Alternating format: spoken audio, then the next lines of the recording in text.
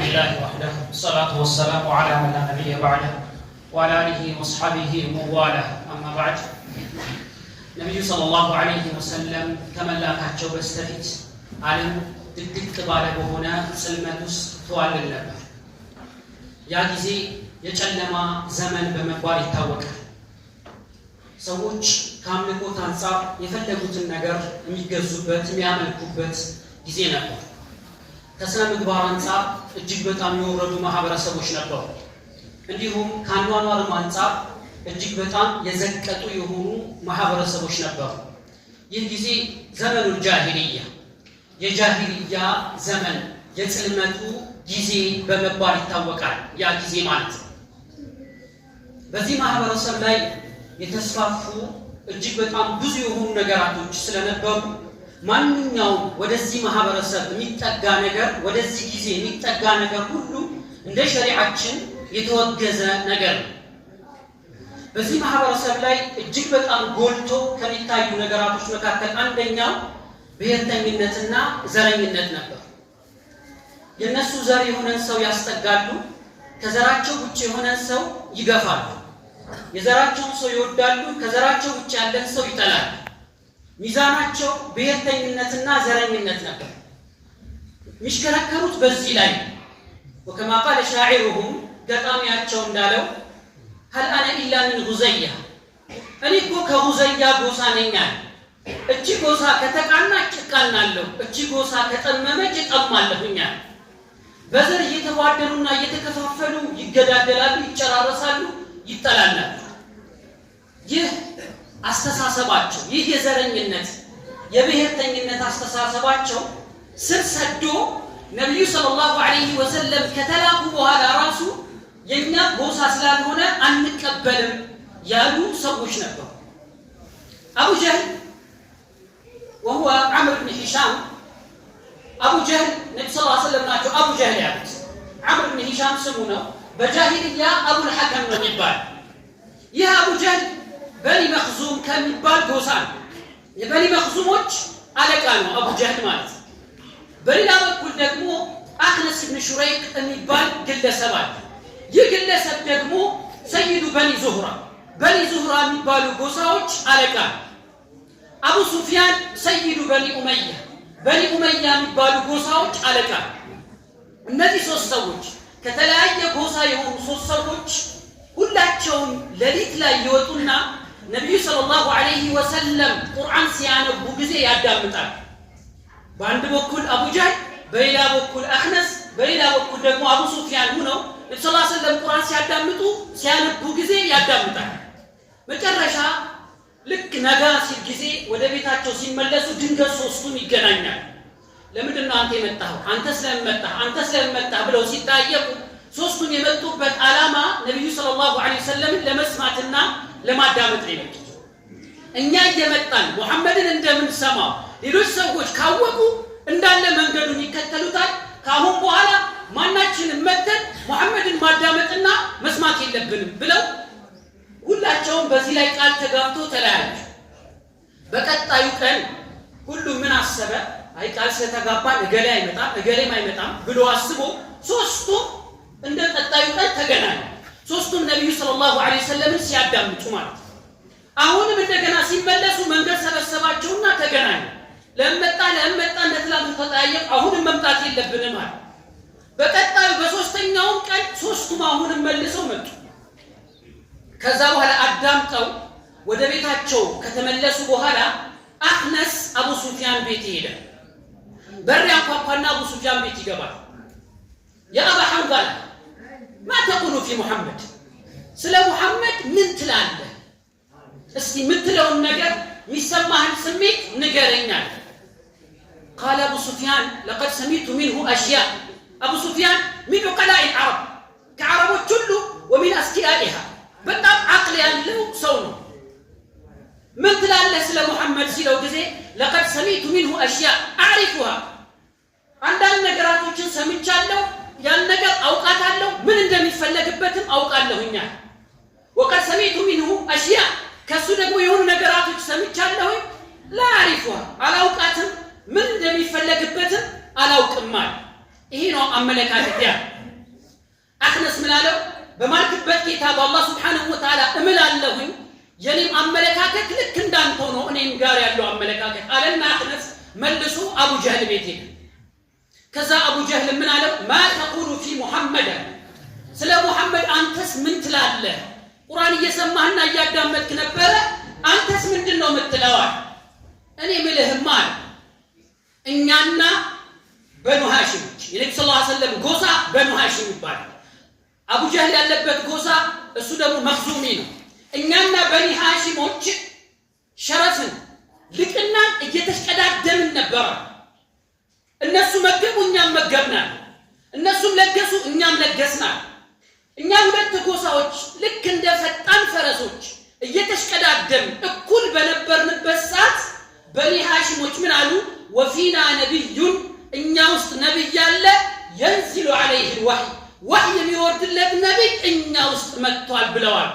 فأنا لا نهدى እኛ ደግሞ ይሄንን ነገር ከየት ልናመጣ እንችላለን? በዚህ እነሱ እናድርገውናል ቀድመውናል። ስለዚህ እስከ ኑርን ድረስ የሱ ጠላት ነን። والله ما كذب محمد قط محمد አንድ ቀን ዋሽቶ አያውቅም፣ ውሸተኛ አይደለም። ነገር ግን የጎሳ ልዩነት አለን። ከትላንት ጀምሮ ስንፎካከር መተናል። አሁን እነሱ ነብይኛ ውስጥ አለ ብለው ምን አድርገውናል? በልጠውናልና ከኛ ጎሳ ውጪ ስለሆነ ምን አላደርግም አልከተልም። ኢንተርቪው እዚህ ቦታ ላይ አቡ ጀህል ነብዩ ሰለላሁ ዐለይሂ ወሰለም እውነተኛ እንደሆኑ አምኗል፣ አውቋል። ውሸተኛ አይደሉም። ነገር ግን እንዴት አድርጌ ልከተላቸው እችላለሁ? እሱ ከተከተልኩኝ የኛ ጎሳ ምን ያደርግብናል? ያንስብናል። ይሄ ነው ጃሂልያ ማለት። ነብዩ ሰለላሁ ዐለይሂ ወሰለም ከተላኩ በኋላ ቁርአን ከወረደ በኋላ ይሄንን አጥፊ የሆነውን ዘረኝነት ሰዎችን የሚያጋድል የሚያጨራርስ የሆነውን ብሔርተኝነት እጅግ በጣም ምን አድርገውታል? ተዋግተውታል። ቁርአን ይሄን ነገር እጅግ በጣም አስጠንቅቋል። ነብዩ ሰለላሁ ዐለይሂ ወሰለም ይሄንን ነገር እጅግ በጣም ምን አድርገዋል? አስጠንቅቀዋል። ይህ ነገር የጃሂልያ ምንድነው? ባህሪ ነው። قال النبي صلى الله عليه وسلم ሁለት ነገራቶች የጃሂልያ ባህሪያቶች ናቸው፣ በኡመቶቼ ውስጥ አይወገዱም። አንደኛው الفخر بالاحساب والطعن في الانساب የመጀመሪያው በዘር መጎረር። እኛ እኮ የዚህ ዘር ባለቤቶች ነን፣ እኔ ከዚህ ዘር ስለተገኘው እኔ ትልቅ ሰው ነኝ፣ እኔ እንዲህ ነኝ እያሉ ራስን ምን ማድረግ ከፍ ከፍ ማድረግና መቆለል። ይሄ የማን ባህሪ ነው? የጃሂልያ ባህሪ ነው። ሁለተኛው الطعن في الانساب በዘር አማካኝነት ሌሎች ሰዎችን ማነወር፣ እናንተ እንዲህ ናችሁ እያሉ ማነወር። ይህ የማን ባህሪ ነው? የጃሂልያ ባህሪ። እንደዚህ አይነት ባህሪ ያለበት ሰው የጃሂልያ ባህሪ እሱ ጋር አለበት ይባላል። ማለት እንዴት አይባል? አቡ ዘርን እኮ ነብዩ ሰለላሁ ዐለይሂ ወሰለም ኢነከ ምሩኡን ፊከ ጃሂልያ ጃሂልያ ያለበት ሰው ነው። ለማን? ለአቡ ዘር። አቡ ዘር ማለት ነብዩ ሰለላሁ ዐለይሂ ወሰለም ምን ብለውታል? ما أذلت الخضراء ولا قلت الغبراء من ذي لهجة أصدق من أبي ذر የንግግር ባለቤት ሆኖ ሰማይ ካጠለለችው መሬት ከተሸከመችው እንደ አቡ ዘር እውነተኛ የለም። አቡ ዘር በጣም እውነተኛ ሰው ነው። እንዲህ ብለው የመሰከሩለትን አቡ ዘርን በሆነ ወቅት ላይ የሆነን ሰው አነወረ በዘሩ አማካኝነት። የእነሱ ሰውዳ አንተ የጥቁር ልጅ አለ እናቱ ከአረብ ውጪ የነበረች ስለሆነች እንዲህ ብሎ አነወረ። ከዛ ነብዩ ሰለላሁ ዐለይሂ ወሰለም ምን አሉት? ኢነከ ምሩኡን ፊከ ጃሂልያ አንተ ጃሂልያ ያለብህ ሰው ነህ አሉት። ለማን? ለአቡ ዘር ማለት ነው። ይሄን ነብዩ ሰለላሁ ዐለይሂ ወሰለም ለአቡ ዘር ካሉት፣ ሌላው ሰው ደግሞ በዚህ ራሱን በዘር አማካኝነት የሚቆልል ከሆነ ሌላውን የሚያነውር ከሆነ ይህ ሰው ምን አለበት? ጃሂልያ ያለበት ማለት ነው። ያ ብቻ ሳይሆንም እንደ አቅልም ጉድለት አለበት፣ የአቅልም ነቅስ አለበት። እንደዚህ አይነት እንዴት ከተባለ ማንኛውም ሰው መርጦ አይደለም በሆነ ብሔረሰብ ውስጥ የሚፈጠር፣ መርጦ አይደለም በሆነ ዘር ውስጥ የሚፈጠረው ማለት አላህ Subhanahu Wa Ta'ala በፈለገው በሆነው ብሔር ውስጥና ዘር ውስጥ ምን ያደርገዋል? ይፈጥረዋል ማለት። አንተ ባልመረጥከው ነገር እንዴት አድርጎ ጉራ ይሰማል? እንዴት አድርገህ ሌላን ሰው በዚህ ነገር እንዴት አድርገህ ታነውራል? ያ የምታነውረው ሰው እኮ ካንተ የተሻለ ሊሆን ይችላል። ለዛ ነው አላህ Subhanahu Wa Ta'ala እናንተ ያመናችሁ ላ يسخر قوم من قوم ሰዎች በሰዎች ላይ አላግጡ አያሽፉዋል። እነዛ የምታሾፉባቸው የሆኑ ሰዎች ከናንተ የተሻሉ ሊሆኑ ይችላሉና እንዳታላግጡ እንዳታሾፉዋል። ቁርአንን ከመጀመሪያው እስከ መጨረሻው ብንመለከተው አንድንም ሰው በብሔሩ ምክንያት በዘሩ ምክንያት ከፍ አያደርግም ቁርአን። አንድንም ሰው ደግሞ ምን ያደርገው ማለት ነው? ወደታች አያደርገውም ቁርአን ማለት ነው። ለዛ ነው ይህንን አስተሳሰብ ነብዩ ሰለላሁ ዐለይሂ ወሰለም ተዋግተውታል። ቁርአንም ልክ እንደዛው ማለት قال الله تعالى يا أيها الناس إنا خلقناكم من ذكر وأنثى وجعلناكم شعوبا وقبائل لتعارفوا إن أكرمكم عند الله أتقاكم እናንተ ሰዎች ሆይ እኛ እኮ አደረግናችሁ ምን አደረግናችሁ ነገድና ጎሳዎች አደረግናችሁ አለ። ይሄን ያደረግንበት ምክንያት ለምንድነው? እንድትተዋወቁ ነው። እገሌ ዘመዴ ነው ብለህ ዝምድና እንድትቀጥል እንድትተዋወቁ ነው። ሌላ ዓላማ የለውም ማለት የሆነ ዘር ስለሆነ የበላይ የሚሆንበት የሆነ ዘር ስለሆነ የበታች የሚሆንበት ነገር የለም። እስልምና እኮ ሰልማን አልፋሪስን ከፍ አድርጎ ከአረብ ውጭ የሆነው አቡ ለሀብ የነብዩ ሰለላሁ ዐለይሂ ወሰለም አጎት የሆነውን ሰውዬ አዋርዶታል። እስከ ቂያማ ቀን ድረስ እሱ ላይ የሚነበብ የሆነ የቁርአን አንቀጽ ማን ላይ ወርዷል? አቡ ለሀብ ላይ ወርዷል። የነብዩ ሰለላሁ ዐለይሂ ወሰለም ቤተሰብ ነው አጎታቸው። ነገር ግን ተዋረደ በሽርክ ምክንያት በኩፍሩ ምክንያት። እነ ሰልማን እነ ቢላል በእስልምና ምክንያት ምን ሆነዋል ማለት ነው? ልቀዋል ማለት ነው። እኛ ሽዑብና ቀባኢል አድርገናቸዋል፣ ነገድና ጎሳ አድርገናቸዋል። ሊተዓረፉ እንድትተዋወቁ ነዋል። ከዛስ ኢነ አክረመኩም ዒንደላሂ አትቃኩም አላህ ዘንድ የተከበረ የተላቀ ሰው ማለት አላህን የሚፈራ ሰው። አላህን የሚፈራ ሰው አላህ ሱብሓነሁ ወተዓላ ዘንድ የተላቀ የአላህ ሱብሓነሁ ወተዓላ ወልዮች አለዚነ አመኑ ወካኑ የተቁን በአላህ ያመኑና አላህን የሚፈሩ ሰዎች የአላህ ምንድን ናቸው? ወልዮች ናቸው። ከየትኛውም ጎሳ ይሁኑ ከየትኛውም ብሔር ይሁኑ ማለት ነው። ይህንን የዘረኝነትን አስተሳሰብ ነቢዩ ሰለላሁ ዐለይሂ ወሰለም በተለያዩ በሆኑ ሐዲሶቻቸው ላይ እጅግ በጣም አስጠንቅቀው አላ ኢነ ረበኩም ዋሂድ ወኢነ አባአኩም ዋሂድ አላ አዋጅ ነቃ በሏል ጌታችሁ አንድ ነው አለ። ወኢነ አባአኩም ዋሂድ የሁላችሁም አባት አንድ ነው። የሁላችሁም አባት ማን ነው? አደም ነው አለ። ላ ፈድለ ሊዐረቢይን ዐላ አጀም ለአንድ አረብ ከአረብ ውጭ ካለ ሰው ላይ ብልጫ የለውም አለ። እንደዚሁም ደግሞ ከአረብ ውጭ የሆነውም ደግሞ ከአረብ ሊበልጥ አይችልም ኢላ ቢተቅዋ በተቅዋ እንጂ አላህን በመፍራት እንጂ አረብ ስለሆነ የሚበልጥበት አጀም ስለሆነ የሚያንስበት ነገር የለም አለ። በምንድን ነው ይሄ? በተቅዋ ነው አለ። وقال النبي صلى الله عليه وسلم أيضا ومن قاتل تحت راية عمية يغضب لعصبة أو يدعو إلى عصبة أو ينصر عصبة فقتل فقتلة جاهلية አቅጣጫዋ ከማትታወቅ ከሆነች ባንዲራ ስር ሆኖ የተጋደላል።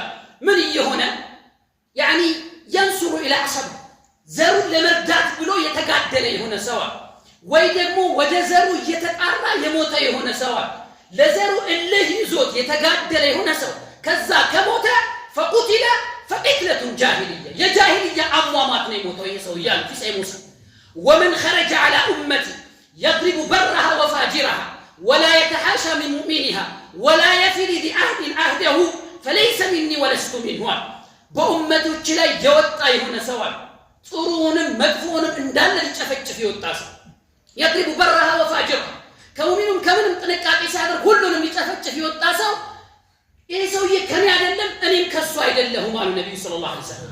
وقال النبي صلى الله عليه وسلم ايضا በሌላ ሐዲሳቸው ነብዩ ሰለላሁ ዐለይሂ ወሰለም አሉ من دعا بدعوى الجاهليه የጃሂልያ የሆነን ጥሪ የተጣራ የሆነ ሰው ይሄ ዘረኝነት ተጠናውቶ ወደዛ ነገር የሚጣራ የሆነ ሰው فهو من جثاء جهنم የጀሃነም ክምር ነው አሉ። ተጠየቁ ነብዩ ሰለላሁ ዐለይሂ ወሰለም وإن صلى وصام ቢሰግድም ቢጾምም ተባሉ። ቃል وإن صلى وصام ቢሰግድም ቢጾምም እንደዚህ አይነት ነገር ያለበት ሰው ምንድነው? ነብዩ ሰለላሁ ዐለይሂ ወሰለም የጀሃነም ክምር ነው አሉ። በዚህ መልኩ እጅግ በጣም ነብዩ ሰለላሁ ዐለይሂ ወሰለም አድርገዋል አስጠንቅቀዋል ማለት ነው። በሆነ ወቅት ላይ አንድ ሰሃቢ የሆነን ሰሃቢ መጥቶ እንደ ቀልድ ከኋላ ነካ ያደርገው ከኋላ ነካ ሲያደርገው ጊዜ ያኛው ስሜታዊ ይሆንና እንዴት አደርጋለህ ብሎ የሆነ አታካራና ጭቅጭቅ ውስጥ ይገባል። ወልሐዲሱ ቢሰይ በዚህ ሰዓት አንዱ ሙሃጅር ነበር አንዱ አንሳር ነበርና አንደኛው ምን አለ? ሙሃጅሮችን ተጣራ። ሙሃጅሮች ሆይ ብሎ ተጣራ። ያኛው ደግሞ ሙሃጅሮችን ሲጣራ ያኛው ደግሞ አንሳሮች ሆይ ብሎ ተጣራ። በዚህ ሰዓት በመካከላቸው የሆነ ነገር ሊፈጠር ነው። በቃ እልህ ውስጥ ተጋብተው ማለት ነው። በዚህ ሰዓት ነብዩ ሰለላሁ ዐለይሂ ወሰለም ቶሎ ብለው መጡ። አቢ ዳዕወል ጃሂልያ ወአነ በይነ አዝሁሪኩም እኔ በመካከላችሁ እያለሁ የጃሂልያን ጥሪ አሁንም ትጣራላችሁ እንዴ? ደዑሃ ፈኢነሃ ሙንቲና እቺ ዘረኝነት የምትባለው ነገር ተዋታል። እሷ ምንድናት? ጽንብ ናት። ኢነላህ አዝሀበ ዐንኩም አላህ ሱብሓነሁ ወተዓላ ከእናንተ አስወግዷል ይሄ የጃሂልያን ክምር የሚባለው ነገር አላህ ከእናንተ አስወግዶ አለ። الناس من بني آدم ሰዎች በአጠቃላይ የአደም ልጆች ናቸዋል። አደሙ ሚን ቱራብ አደም ደግሞ ከምንድነው? ካፈር ነው። ሁላችሁ ወደዛ ነው የምትመለሱትና በዚህ ነገር አትጠላሉ አትዋደዱ ብለው ይሄንን ነገር ነብዩ ሰለላሁ ዐለይሂ ወሰለም አደረጉ፣ አስጠነቀቁ። ቁርአን በዚህ መልኩ ይሄን ነገር ካስጠነቀቀ በኋላ ከዛ በኋላ ደግሞ ሙእሚኖች በአጠቃላይ ወንድማሞች እንደሆኑ ይገልጻል። ኢነመል ሙእሚኑና ኢኽዋ ሙእሚኖች በአጠቃላይ ወንድማሞች ናቸው። ከየትኛውም ጎሳ ይሁን ከየትኛውም ዘር ይሁን ከየትም ይሁን ምንድናቸው? ወንድማሞች ናቸው ማለት ነው። የሚያቀራርበን የሚያዋድደን የሚያፋቀረን ዲኑ ነው፣ እስልምናው ነው፣ ኢማኑ ነው እንጂ ከዛ ውጭ ያለው ነገር ምንድነው ማለት ነው ቦታ ውስጥ አይገባም። ኢነመል ሙእሚኑና ኢኽዋ ሙእሚኖች በአጠቃላይ ምንድናቸው? ወንድማሞች ናቸው አለ። وقال تعالى واعتصموا بحبل الله جميعا ولا تفرقوا واذكروا نعمة الله عليكم إذ كنتم أعداء فألف بين قلوبكم فأصبحتم بنعمته إخوانا بالله سبحانه وتعالى جمد تساسروا واعتصموا بحبل الله جميعا كلاتكم بالله جمد تساسروا بالقرآن تساسروا كلاتكم ولا تفرقوا أتبتاكروا أتلاهي واذكروا نعمة الله عليكم الله بنانت لو على الله تسقى أستوسوا ጠላቶች ነበራችሁ إذ كنتم أعداء ጠላቶች ነበራችሁ ትላንትና ነብዩ ሰለላሁ ዐለይሂ ወሰለም ወደ መዲና ሲሳደዱ ለአመታት ሲዋጉ የነበሩ ጎሳዎች ነበሩ ሐውስና ኸዝረጅ የሚባሉ ለአመታት ሲዋጉ ነበሩ እሳቸው ከገቡ በኋላ ነው ይሄንን ውጊያ በመካከላቸው ያለውን የዘረኝነት ውጊያ አስቀርተው ወንድማሞች አደረጓቸው ከዛ አንሳር የሚባሉት እነሱ ናቸው واذكروا نعمة الله عليكم إذ كنتم أعداء ጠላት ነበራችሁ فألف بين قلوبكم አላህ በልባችሁ መካከል አስማማ አንድ አደረገ